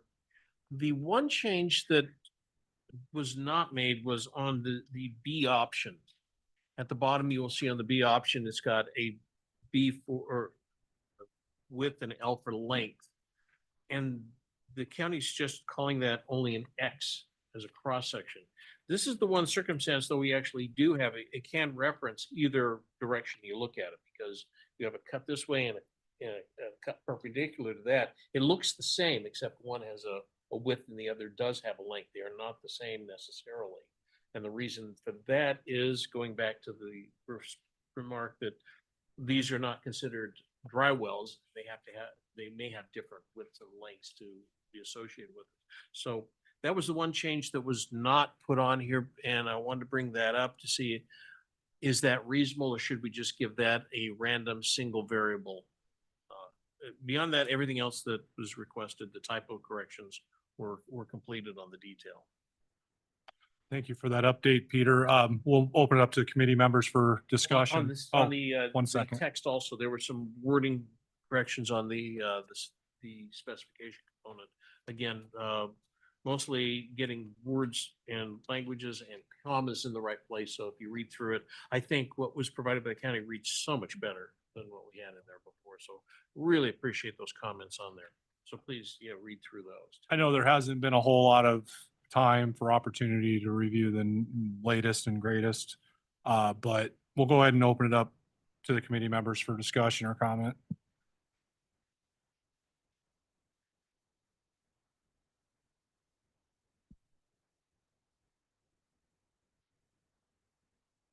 Well, it must be looking good, Peter. I think we're just about there. Again, getting those comments really did that nice little bit of cleanup. But I just wanted to point out that one change that was kept in option B, and see if we want to go back to an X, or go to an X versus a width and a length.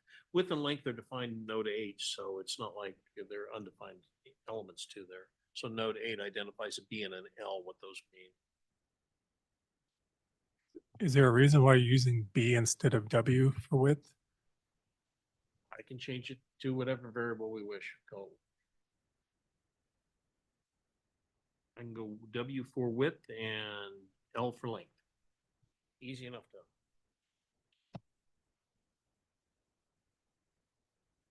We'll make sure that we get this in front of all the committee members. And Peter, would you like to see it up for action at the next meeting? I think so. I think we're very. I think very so close. too. That was the most extensive comments we've got. I think we've got them resolved fairly quickly. Again, pardoning my lack of ability to do drafting, but at least it's in a CAD format now. All right, we'll put that up for action at the next meeting. So expect to possibly move forward with it, committee members. So get your feet underneath you, take a look at it, and see if you're in support or if you have any other additions. And if you can get your corrections that you'd like to see, or at least discuss directly to Peter prior to, that would be helpful as well. All right, moving on to agenda item number 13. This is new outside of right-of-way cases. This is for stormwater harvesting basins. I believe this one wasn't in the packet because it was, but it was posted yesterday, but it wasn't in the packet. It came in after the packet was assembled. This one's coming from Roy Harrington, City of Scottsdale. Roy, would you like to give an update on your case? Certainly, Mr. Chair. Thank you very much. What's in the packet? The only thing I added was the specifications. Before, we just had the detail and not the specifications. So what was in the packet previously is the same as what you're going to see on the screen with regards to the detail. It was just the specifications that I added. So first, I want to thank Mr. Josh, City of Buckeye. I got obviously comments at the last meeting. Both Josh as well as Mr. Gordon provided me some general comments. The second page that Gordon's got up there now, that kind of highlights the comments that were discussed at our last meeting. We talked about, of course, lowering the water surface elevation so it looks something closer to 1 foot as opposed to what it was before. Changing the max slope on the edges of the basin from a 4-to-1 to a 3-to-1. And although I did add a note 5 that If this is installed anywhere close to a roadway or anything with a higher speed, that obviously within a clear zone, it would need to have a 4-to-1 max slope. But otherwise, most of your on-site installations would be a 3-to-1 slope. We expanded the infiltration area, kind of what you see highlighted in yellow there. We're not, the next page will show kind of the updated detail. So we did expand it. It doesn't go quite from bottom or toe slope to toe slope, but we increased it over what it was. There is a note referring to the size, obviously per plan. So what's shown in the plan, the thickness, the width, the length, that will be per plan. And then Gordon had a good comment with regards to one of the notes to add outside of right of way, or OROW, to the note 4.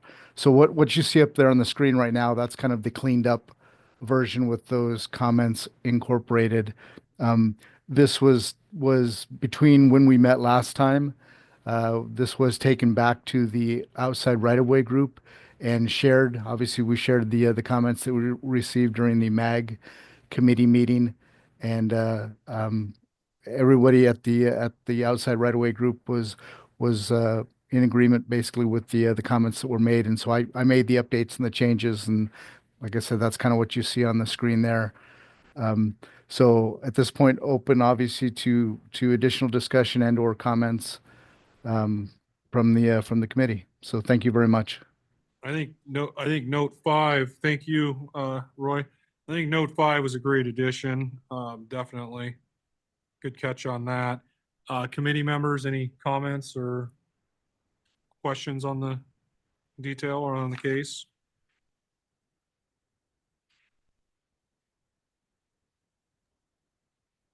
This is Josh Ford, City of Buckeye. Just a comment, appreciate Roy and the working group's consideration of my comments, and I think the updates are really good, and this is looking really good. Roy, Thank you, Josh. Roy, when would you like to see this go up for action?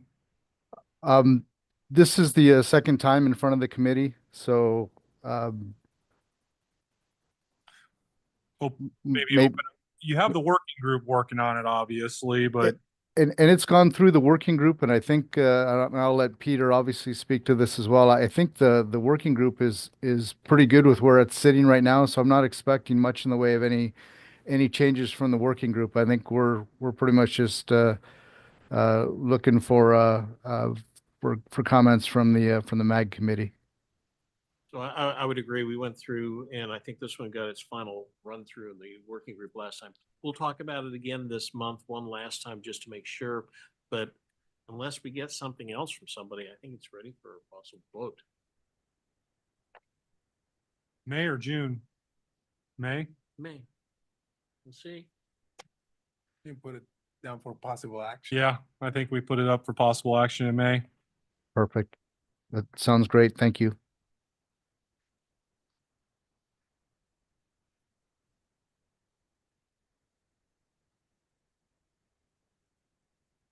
All right, thank you for that, Roy. Move into other items proposed to be heard, other items. This is agenda item number 14, working group reports. We'll start off with Jim Badowich with the Water Sewer Working Group. You want to give us a quick brief summary on what we're working on over there? Yeah, thanks, Mr. Chairman. So I wasn't there, I couldn't make it, but so you feel free, Gene, to join in if I missed something. But items that were discussed, we just covered what was approved in the main committee at the last meeting, and then there was discussion on the cast in place pipe, and then I with Warren's case, and we already discussed about that today earlier, so I don't think we need to go into that. And then there was discussion, I believe, on the box culvert with Adriana. And so again, we had lots of discussion on that today as well, so I'm not going to go into that. And of course, the PECs. Thanks again, Warren, for your work on that and Jeremy's. So we've got that. Again, we kind of discussed a lot of that today. I don't need to go through that. The other thing that I guess, Gene, you were discussing, again, there are changes to the restrained joint details 303-1 and 303-2. I don't know if you want to add anything on that, so. Yeah, I'll grab it on the next agenda item. Okay. And then, a couple of things we touched on. I'm still working on that forming the manhole base. I think that's just going to be some drafts with the language because, again, the drawing, looks like it's formed up anyway. So I don't think we need any really CAD. It'll just be some notes. And then there was discussion on the testing. One thing I'd like to, cover is adding an option. I don't know if we'll get it in this year, but for laser profiling, in addition to mandrelling, it's becoming more and more popular. And so, again, I think we, just providing more tools in the toolbox is adding the laser profiling option. And so we're also working with Adriana on that to help us with getting the specs up to date on that. Then there was discussion on the Hobos pipe addition, basically the FRPM pipe, which would be a new draft section 749. So we had a representative there. I was discussing that. So we're moving forward with that. ARVA is sponsoring that case. Then there was some discussion on revising manhole frame and covers. Mainly, industry wants to make some changes on the manhole frame. So there'll be just some minimum discussions on that. They want to reduce the weight, maybe change some dimensions. So look forward for a future case on that. And that was about it. The next meeting is tentatively scheduled for April 15th. I'd like to move that to maybe since we've got 5 weeks in April, maybe go to April 22nd, if that's okay with everybody. So that's it, Mr. Chairman. Thank you. I'm curious to see how the laser profiling, what implications are involved if we start implementing that, whether it's, cost implications or what that looks like. So yeah, I'm curious to see what comes up in the working group on that. Yeah, I think it's going to be mainly, it's what I understand from the industry is it's mainly more economical in the larger diameter stuff. The smaller stuff, mandrels are still the kind of the general way to go. But, it's just like, video inspection was years ago. It was kind of new and now it's the norm. So, I just think that's going to be in the future, that's going to be, it'll become the norm probably. So. Yeah, thank you, Jim. All right, thank you. We'll move into the outside of right-of-way working group. Peter, you want to give us an update on your working group? Yes, thank you, Mr. Chairman. I think we probably covered the cases. We had filled the 1 hour of our meeting with the current cases. As you saw, it was quite active of a meeting. So we didn't really get a chance to expand into anything else. We've already talked about the underground storage tank and the potential for additional cases for multiple barrel. And then obviously other materials. So we're requesting those participants to start looking at other material types and I think that's what we're going to jump into in addition to a multiple barrel option. So I think you'll start seeing those coming on now. We talked about the infiltration trench detail and specifications. Those we've gone through. And then of course the stormwater harvesting, we simply ran out of time at that point. We're getting into some of the other ones we're trying to move forward with.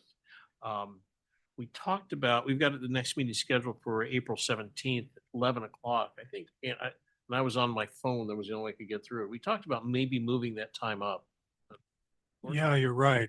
We talked about moving it up to maybe 10:30. 10:30, yeah, because we're butting right up against the asphalt working group meeting. So if we only need an hour, that's great. It buys Gordon some additional time. And if we need to continue the discussions, we're just getting too much to talk about in 1 single hour. So I'd like to propose that. I didn't hear any objections. So it's shown at April 17th at 11 a.m. But I think I'd like to try to move that to a 10:30 meeting. It's all virtual anyway. So I guess we just need to get, are you running it now or is Ann? I can't remember. Yeah, I'm sending those out now, so I can just adjust the Try time. to send and a send it notice out on that to move that up to a 10:30 meeting. Sure. we're just having too much to talk about, not having enough time to do it. So, open to any questions. All right, thank you, Peter.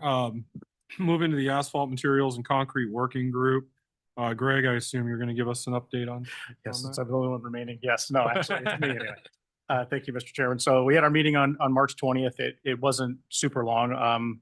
First thing was getting kind of the how we were going to put case 2504 together and getting that compiled. And then the next conversation was back to our polymer modified sections, updating them to more EVAC type mixes and 719 and 326. We did hold a separate meeting on that, and we had a few folks, AJ from Gilbert, Jim and Rob from Avondale were on there. We think we have drafts. I had a 719 draft. That's the easy part of that section, pretty much is the design side.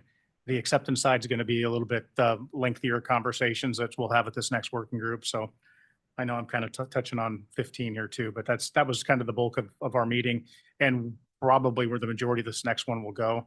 I think it's workable enough where we probably will submit this as a case. It'll be in the packet for May as a case. I think we got enough feedback from our two separate meetings, trying to get feedback on kind of what everybody wanted for the acceptance side. And we actually had a couple different things. Phoenix, we had done some work with a 3/8 material in Peoria, and Phoenix had requested that be on here too. So, and I know that was a topic of Mr. Badowich as well, trying to give as many tools in this toolbox as we can. And I stole his line too on top of it, but trying to give as much as we can. I think we'll provide enough options. The acceptance side is going to be some give and take. I know currently the way EVAC kind of does acceptance is contrary to MAG. So we need to get a little bit more consensus at this working group of who may want to supplement that out, because that'll be problematic with the way the designs are written at production. So that was pretty much it. Our next meeting will be April 17th at noon at the ARPA offices. We usually have entirely too much. We got really good Mexican food. So come on, even if you just want to come have a burro and listen, we usually have entirely too much.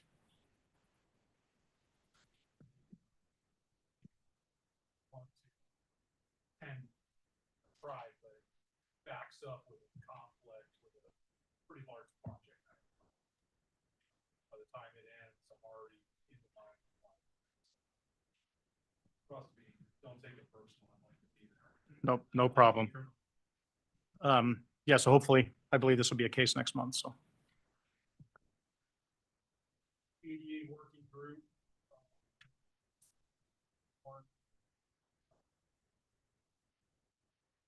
ADA working group, I don't know if it's Jose or Warren, you want to give an update? I can give an update. So yeah, like I mentioned, we met last week to first talk about the case I just presented. There's also a lot of conversation that we're looking into updating the details, and a lot of the conversation is focusing on how much we should be pushing on directional ramps. First, and providing 2 ramps and the orientation of those ramps, because our current details have can potentially get complicated when we're trying to maintain slopes, especially on the wings. And when we have, because of the geometry, when we have directional ramps, it creates a little bit of an area that needs to be flat right behind the curve, which creates like a kink on the wing, and it might be a space that is too far behind truncated dome. So there's a lot of conversation about that. Great input, great discussion. I think the last thing we discuss is potentially bringing either an advocate group or somebody from the schools where they teach accessibility, to give a little bit more take on what should be the design approach on some of those elements. And the other thing we were talking about is the introduction of a blended transition ramp. That's where we're kind of lowering the whole corner and the whole radius kind of stays low across the ramp. The one thing we want to be cautious of is to limit the use of that. Sort of, again, adding more tools to the shed, but that one has to be treated carefully because otherwise, most designs will just call out for that type of ramp because that is such a simpler design, but it has a lot of drawbacks. So, It does. that's one of the things that was being discussed, and also too, we, as a working group, we're gonna have to start relooking at ProAct to make sure there's no changes that we're missing that we need to start incorporating now, especially when it comes to bus space.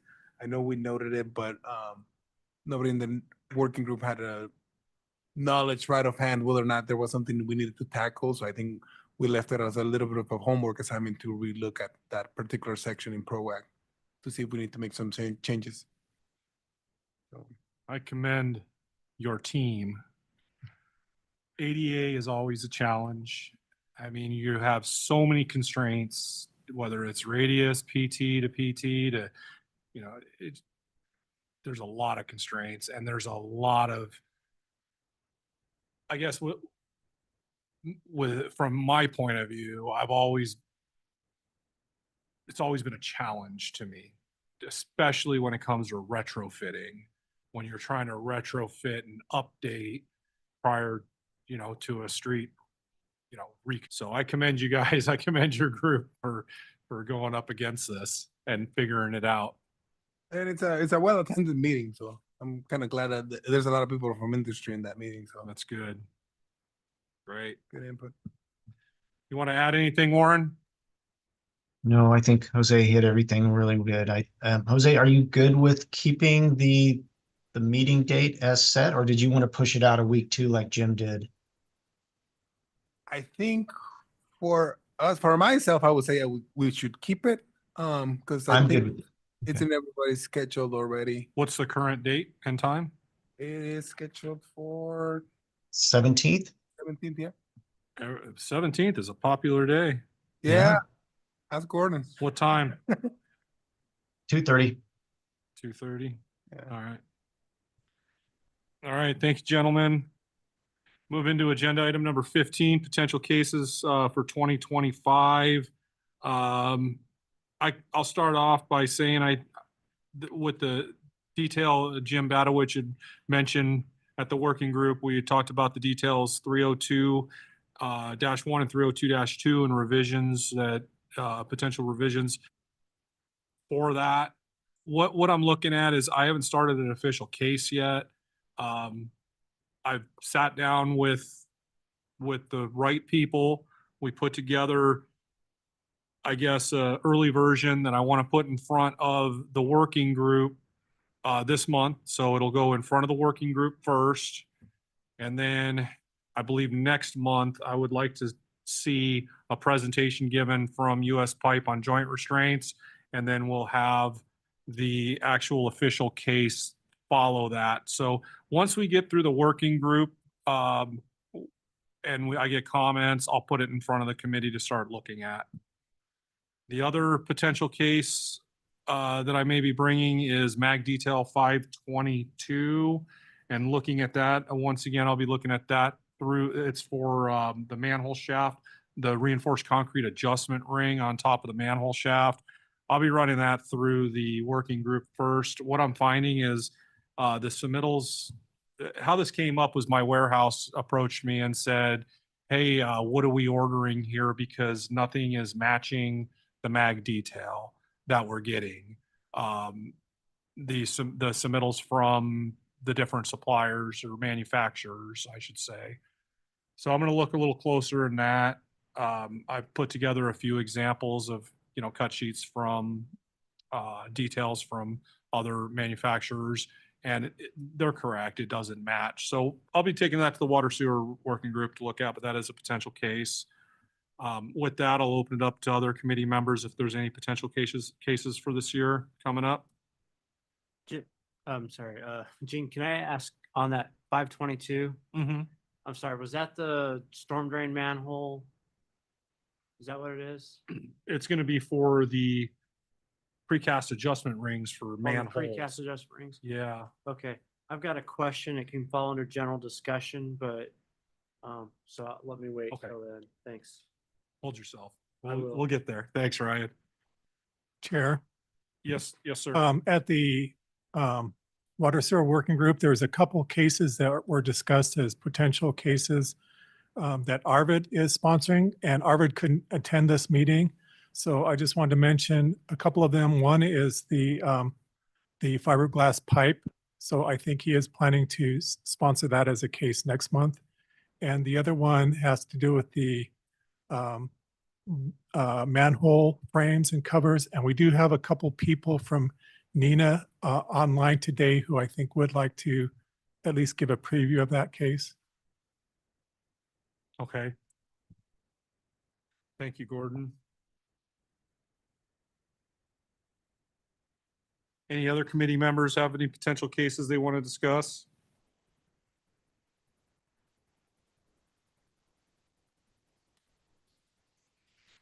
All right, hearing none, we'll move into agenda item number 16, the staff report. We'll see if staff has anything to report, Gordon. I'll just mention that MEG did have its first meeting on the micro trenching, and it was very well attended. A lot of the agency members were there. It was basically, the first meeting was kind of a general overview, a presentation provided by MEG, along with introductions, and the people in the meeting kind of gave a summary of what they're doing in their city, or their agency. So there was some people who are running pilots or who have already done some micro trenching and just kind of reporting on some of their findings. I did receive some minutes from that meeting yesterday, so if anyone's interested, I can share them. I think Josh Ford was also in attendance, but I think it'll be a useful exercise that might help us decide what we need to do in the future. I would agree. Thank you, Gordon. All right, moving into general discussion, agenda item number 17. This one, we can discuss anything related to specifications, construction practices, and technologies. One thing I'd like to just mention, came up last, I believe at last meeting, there was a question regarding what municipalities are doing that are adjacent to ADOT and their striping, if they're going to carry the 6-inch stripe or go back to the 4-inch. I circled back with my team and they said, no, that delineation line, when it stops and it's now Glendale right away, that line goes from 6-inch right to 4-inch. Abrupt change. So that's my update. Ryan, you had something you wanted to add to general discussion? Yeah, and just to tack on to your comment there, I did the same. City of Mesa is not intending to modify any of our striping for 4-inch to anything else. Same for us. My question for other agencies does relate to MAG details 520 through 522, the storm drain manhole details. We require a minimum 5-foot diameter manhole. I'm curious if other agencies are still using the 4-foot diameter manholes for storm drain manholes as the detail calls out, or if anyone else is using 5-foot diameter also. That's a question I wanted to ask many years ago. Thanks for asking. You're welcome. Can we get some responses? Yeah, let's get some responses. Anybody going for 4-foot manholes? Yeah, you're still using 4, built them in, built some Phoenix, Apache Junction. There's 4-foot for storm drain. And that's Some out other cities are, you're Yes. saying? Yes. in the right of way. Oh. Yeah, actually, yeah. Yes. Yeah, I don't know the top of my head, but I think we would allow. I know that they're allowed for sewer, so for storm drain, I'm pretty confident. Program has never worked. 13, so it's more than likely still allows. It'll allow for a combination of either 4 or 5 foot. Is that what It I'm might be hearing? dependent on pipe type. I have Okay. to go double check. I can follow up with you on email. Avondale does allow both. Usually the justification is because they're shallow lines, but we still allow 4-foot and 5-foot. Interesting. Not proposing a case right now, but we may need to look at updating our detail to show 5-foot diameter manholes also, because right now they don't show that. Just something to think about for the future. Yeah, we have a supplement Glendale as a supplement. Yeah, if enough agencies are using 5-foot diameter, it may be worth considering looking at. I would agree. I'd be on board with you on that. Any other input from the committee members on 4 foot, 5 foot? Yeah, sometimes you need 5 foot because of the diameters of the pipes, and if you got like 3 pipes, it just the 4 foot doesn't even work. So I think it should be an option. Sometimes you have to have it. Yeah, I haven't seen a 4 foot manhole go in 20 years. But that's with Glendale. So We use them as an option where we don't like a collar. You know, sometimes they have these long runs with the collars, and we go, it's just too long, and so it's kind of quasi clean out, if you want to call it that. So I have seen some skinny ones that are quasi clean outs, 2 foot diameter. I don't know how we get in there and rehab that, but all right. Any other discussion from committee members on the general discussion item? All right. Hearing none, we'll move into agenda item number 18, requests for future agenda items. Are there any requests from members for future agenda items? I'd like to request less items. Of course, Paul. Thank you. Noted. All right, hearing one, we'll go ahead and move on to agenda item number 19. Comments from the committee.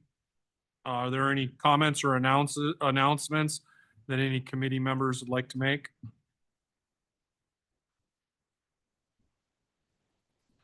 Yeah, put everybody to sleep. All right, guys. Well, the next meeting for the Standard Specification and Detail Committee will be on Wednesday, April 7th at 1:30 p.m. What's that? I'm sorry. I put myself to sleep there. Thank you, Greg, for the clarification. The next Standard Specification and Detail Committee meeting will be May 7th at 1:30 p.m. With no future business, this meeting's adjourned. Thanks for that catch.